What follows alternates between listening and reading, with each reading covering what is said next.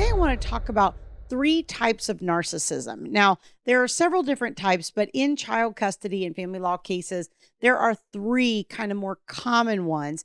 And I want to talk about those and what each of them are and the differences between them, because I think the way that you deal with them is slightly different depending on which one they are, and really understanding kind of what the basis for it is and what their behavior is really meant to get out of the other person. Sometimes you can actually give them those things in a way that is more palatable for you and can actually help you resolve your issues or settle your case or that kind of thing. Now, I think the 3 most common that I see in family law are what we call covert. I would say that's probably the very most common. And then we see overt.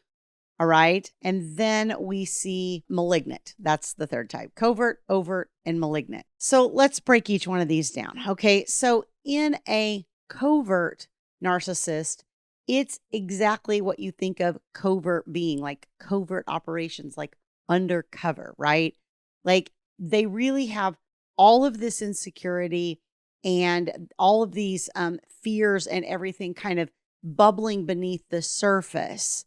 And that exterior that they put on, sort of that mask that they wear, is in an effort to appear normal to other people, right? And I think that this is very, very common because so many times I have people say, you don't understand, my, narcissist, my narcissistic ex, whatever it is so good at like schmoozing people and appearing like this kind person and, making everything seem great. And then behind closed doors is where all those fears and insecurities and abusive behaviors start to rear their ugly head because of those insecurities. Now, I would say I'm not a therapist of any kind, but if I had to peg the type of narcissist that I dealt with in my relationships, it would be that covert type. I remember people would say to me, wow, your husband's so nice. Not my late husband, my ex, just to be clear for those of you that know I've been married twice, but they would say, wow, he's so nice. And it's like, yeah, but he would be this totally different person behind closed doors. So that mask would kind of come off. So it's almost like dual personality, like split personality type thing, where it's like there was one person that came out when you were out in public and around other people, and then a totally different person who came out when you were in private. Now, for an overt narcissist, it's really kind of just, I think, what we classically think of narcissism as, where people are walking around where they feel really like conceited to us or full of themselves, or they just think they're all that, and they just walk around like that all the time. And that's really that kind of maybe indignant, self-righteous type of attitude and behavior. And that's really what you see from them pretty much all the time. It's sort of like whether you live with them or you're out in public with them or whatever you're doing, that presentation is what you see all the time.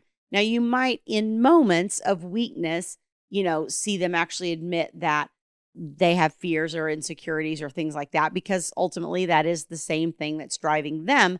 They're just dealing with it in a little bit different way. Whereas I think the covert is sort of like they want everyone to like them and think they're a nice guy and think they're a good guy, but then they really, take the kind of abusive behavior out on the people that they live with. Whereas with an overt, it's sort of like, yeah, I'm all that and don't you forget it. And it's like that all the time across the board, no matter who they're dealing with. Okay. And then we have a malignant. And honestly, this is probably the worst of the 3, although I will say I don't see this one as much. This is probably the least common one that I personally see in custody and family law cases. Now, I always say, like, that's no kind of statistical sampling or anything. This is just purely my experience. But really, a malignant is like they're out to destroy you, like at all costs. They don't care. They'll destroy you. They'll destroy themselves. They'll burn the whole, they'll burn the bridges. They don't care. They will absolutely destroy everything and anyone. and just they don't have any regard.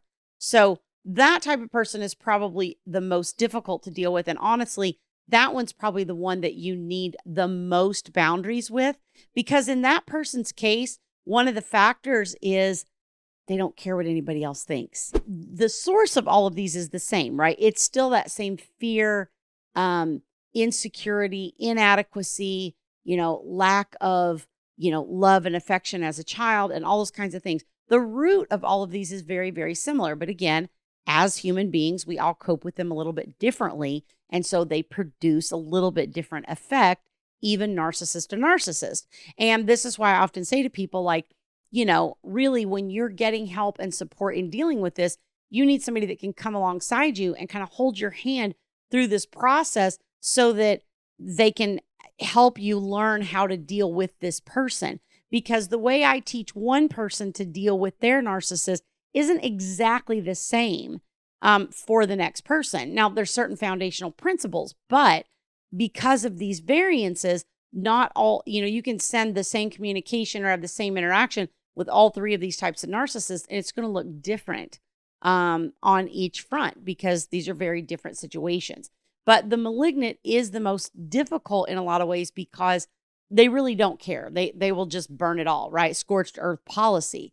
So when you have that, you really cannot do anything but put your boundaries up, stay way back out of the firing zone, and just do your best to kind of stay out of it all. When you're dealing with a malignant person, I don't think there's any level of cooperation that can really be achieved even over the long haul.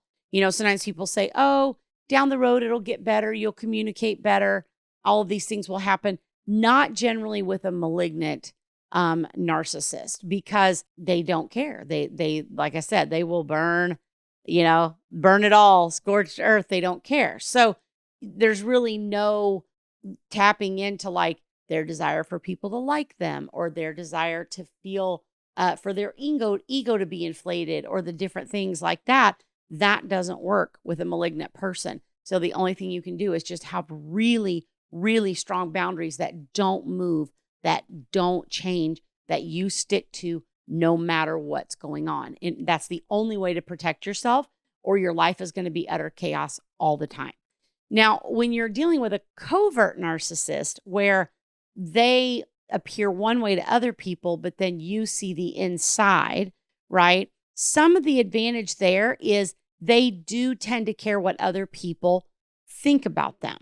Okay. So when you can put them in positions where you've got strong documentation or evidence, or you can call them out on specific lies and things of that nature, especially like in court and those types of things, if you're documenting and doing, all of your, due diligence on the day-to-day, a lot of times this type of narcissist you can box in. And this is the one that I think most people are afraid, because they're like, this person always charms.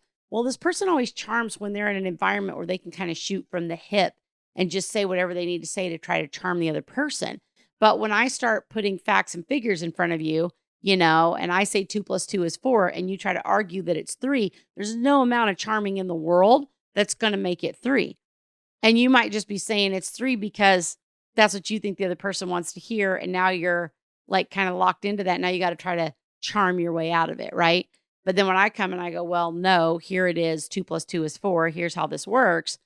Then they're suddenly confronted with that lie. And there really isn't a good way for them to sidestep that, because the charm itself doesn't work, which is their main type of survival mechanism. When we're talking about an overt narcissist, okay, that is, again, that need for self-esteem, that need for, they kind of think they're all that, and they are self-righteous, and they're kind of conceited, and like I said, arrogant, the typical things that we think of when we talk about narcissism. So in that type of person, the stroking of their ego and telling them how great they are and validating them and those types of things is going to be very, very effective with that overt type of narcissist. And, sometimes I'll say to people like, hey, send a message, and in the middle of that message, thank them for something or point out something they did well or whatever. And the other person's always like, "Ooh," like that just sounds miserable to do. I'm like, I get it. I don't normally teach like insert little things into your messages or whatever. It's usually very, very cut and dry of answering the logistical issues and that's it. But sometimes when you're negotiating or you're trying to reach resolution in your case or something like that, it's helpful to know these pieces because honestly, it can help get your case resolved and get you to the finish line. I've seen it happen more than once.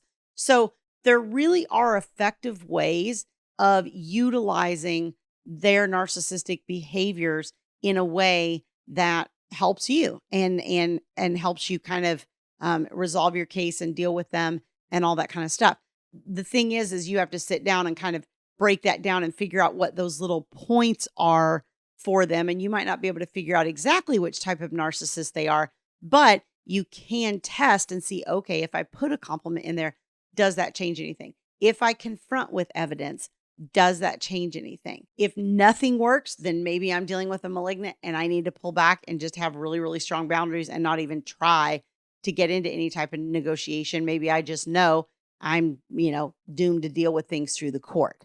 So figuring all that out is very, very helpful and will give you some strategies for dealing with these types of people. So if you'd like to learn more about this and how you can effectively negotiate with this type of person, how you can effectively communicate and co-parent with this person despite these sort of circumstances, you can go to divorceuniversityonline.com/VIP-coaching. There's information on that page about my group coaching programs for both moms and dads. And there's also information on my premium VIP one-on-one coaching services if you feel like you need that higher level of support. Okay, thanks for joining me. I'll see you guys next time.